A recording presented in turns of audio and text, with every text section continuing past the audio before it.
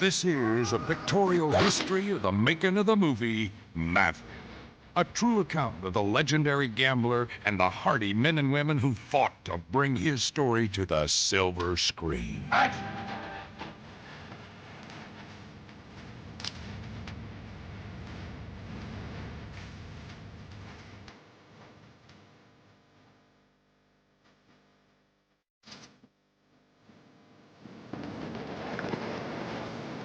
Maverick is the story of three Western heroes. A handsome gambler, played by Mel Gibson. A pretty desert flower, played by Jodie Foster.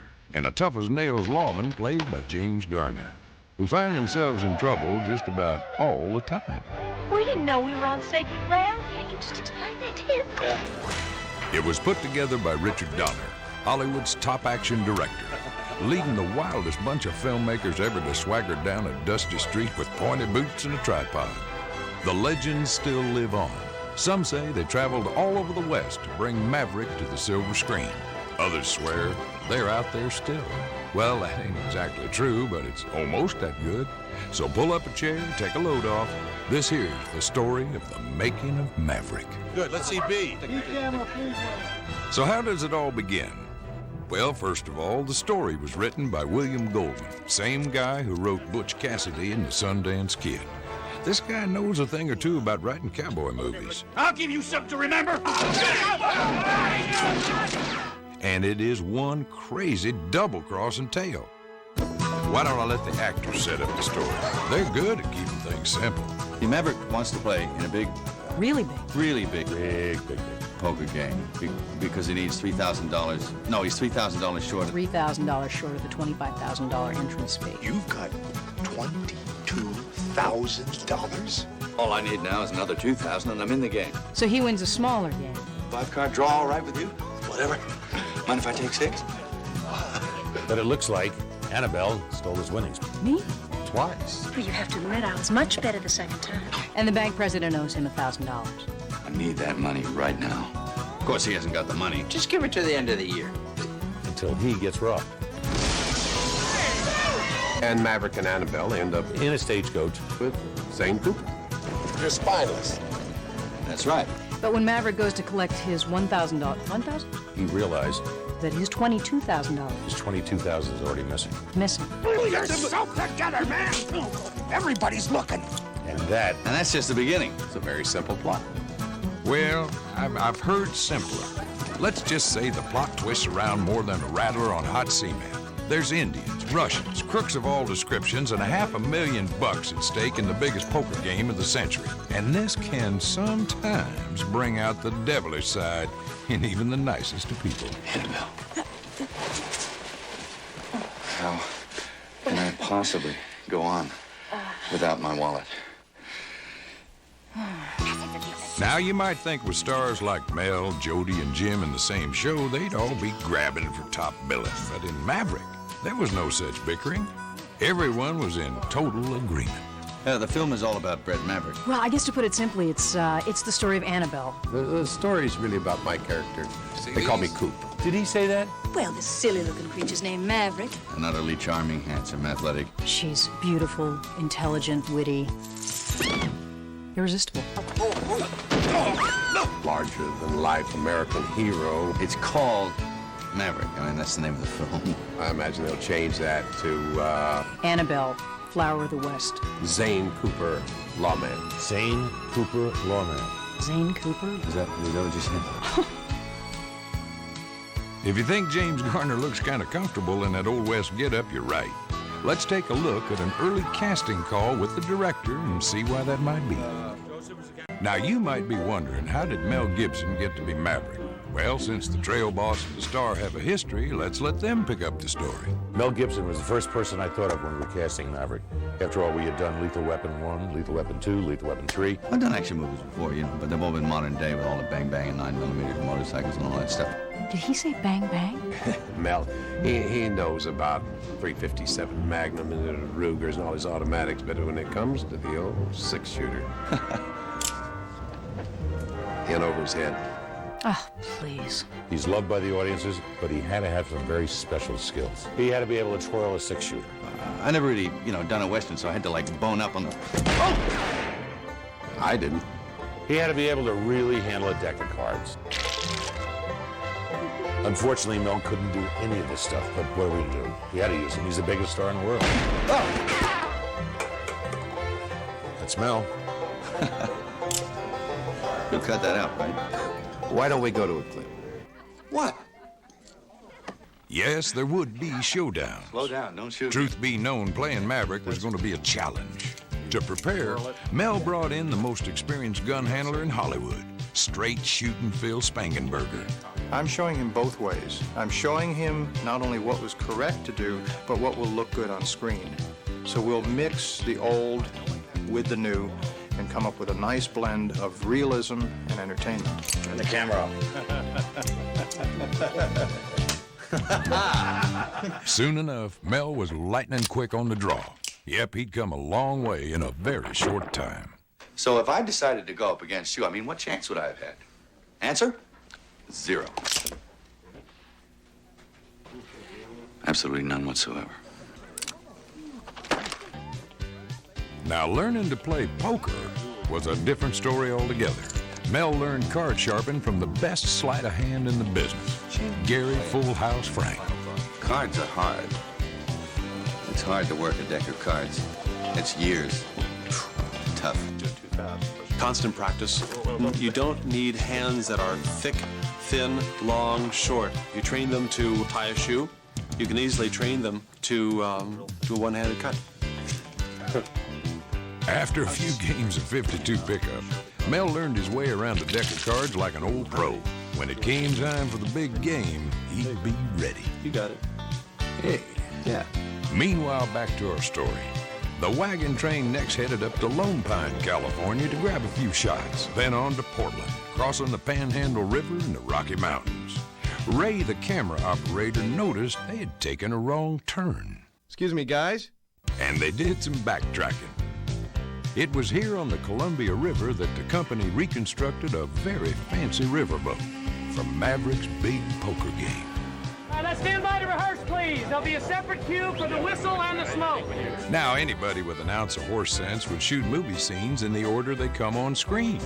And when horses start making movies, that's probably how it'll go. But two-legged filmmakers like to save time. And that's why our heroes ended up on a riverboat. We're trying to achieve a look that really hasn't been achieved for most Westerns. We took reality, but we just stretched it into our realm. But we wanted to make sure that when you saw it, you know, it had a lot of impact. Yeah, good. Oh, great. Oh, good. Close your eyes, Annabelle. You're in the game. Ah! I'm in the game. You know, I just realized something. Huh? You are irresistible. As the filming continued, a special bond started to form between the actors. Not at all uncommon given the close proximity of working together day after day. Every once in a while, an actor just has an incredible presence. I really hate to be immodest, but I really don't feel that Jody was overwhelmed. I've only experienced it once. I just have to say that I was really fortunate. Settles my case. For the opportunity to work with Anthony Hopkins. Really fortunate. Anthony Hopkins? Anthony Hopkins. Anthony Hopkins. He do westerns. Anyway, once the Portland scenes were finished, the caravan headed to Lake Powell, Arizona. There's a rumor they stopped off in Las Vegas, lost a Steadicam in an all-night poker game. I doubt if that really happened. Now, when the boys in Hollywood want an old western town by a lake, well, they go to a lake and build an old western town. Instead of the normal thing out in the desert, we built this magnificent, crazy, offbeat, bizarre, wonderful town on a body of water. They called it Crystal River, and overnight, Crystal River became a boom town. As far as the actors go, things were going just fine. Camaraderie and good feelings still ruled the day. James Garner offered some interesting visual concepts. I'm gonna cut you up, fancy man. The rumors that old Jimmy was behind Maverick's six-man brawl were greatly exaggerated.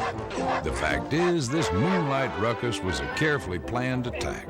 It was Mick Rogers, the stunt coordinator of the film, and his rogues gallery of stuntmen that put it together.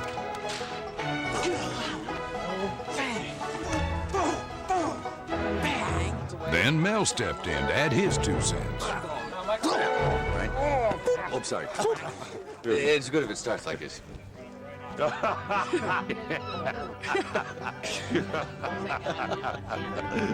Like it's a gentleman's fight. Yeah.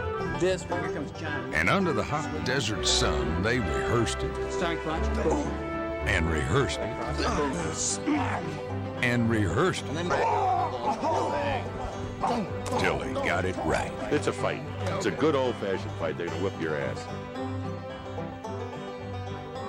And finally, as the moon rose over Crystal River, the cameras came out and they were ready to shoot. Fight! Fight! Filmmakers call all this fancy camera work coverage. Just, let me see that one again. Which to you and I means you shoot it from every conceivable angle until you got yourself a big screen brawl. You want to move him in a little tighter? I'd like to bang. Or have that a little wider? You want to move him around a little? I would go again on these long lenses. One there is great. Ray, you getting the whip good when he first goes in?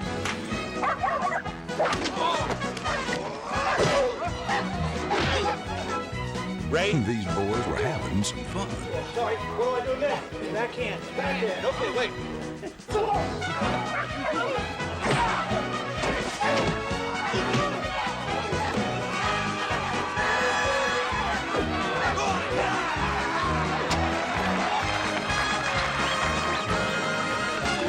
right, cut it. Print it.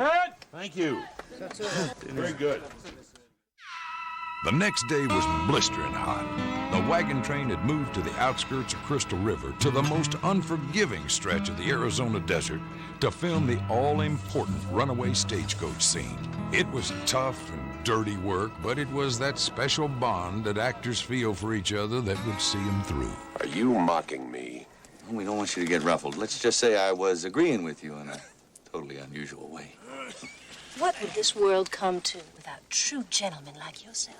I had a great time working with Jim and Mel. They're both pros.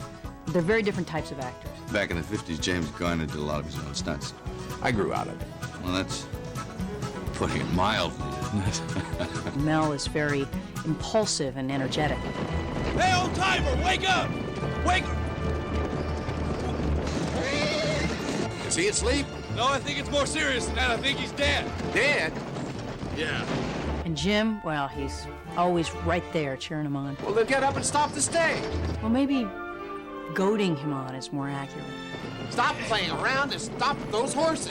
It's a great runaway stage. Hasn't been done in a lot of years like this. So when we were going to do this, you always go for the expertise.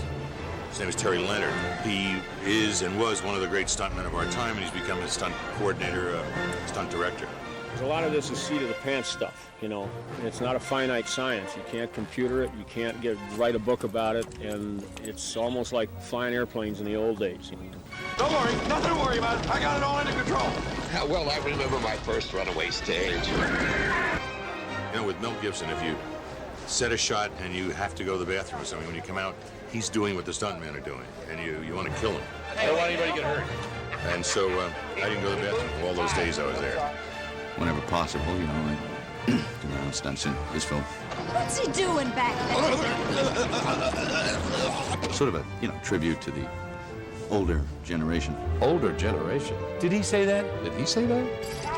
And it was here, during the runaway stagecoach scenes, that James Garner made some important revisions to the Maverick shooting script. Where else? Yosemite. At the height of the season, leaves turning, everything changing. An Indian village in the middle of Yosemite. And rolling.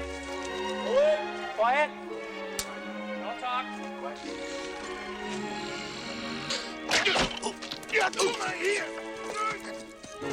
You kind of go on this kind of odyssey with our hero as he goes from bad luck to worse luck.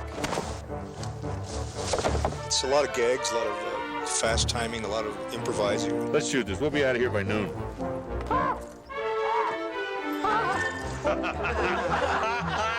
Well, I said to Dick, Dick, I know what you know, he's been at it for a long time. I said, I know you know what you're doing, but if I was directing this, I'd sort of want the camera so kind of lower angle, And then Jody comes up. And I was just kind of thinking, maybe it would be better if the shot was just sort of looking up high, like we did in Little Man Tate, for example, which we looked into the trees, and there was this sort of doppled light magical experience. Don't worry about it. I mean, you get that sense of danger. Caught up in a magical, transcendent, sort of Zen-like experience, and I thought, well, we should be looking up. Don't worry about it. Everybody wanted to do it their way. I like that particular take for the bit before. We should be looking up. Down by Maveric's gun. But it looked fine, and what the hell?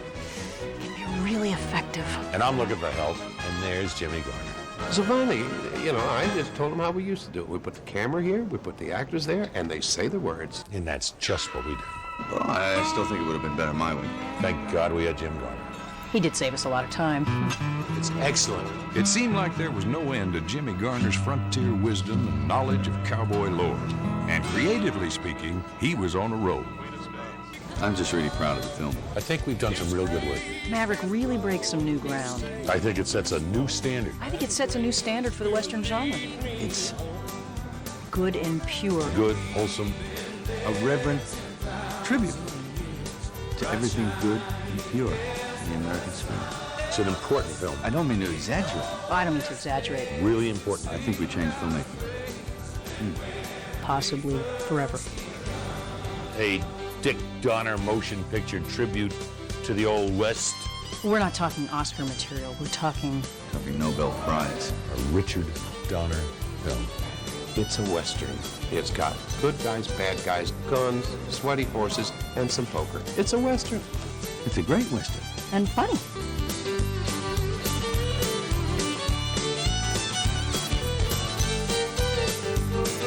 Oh, here.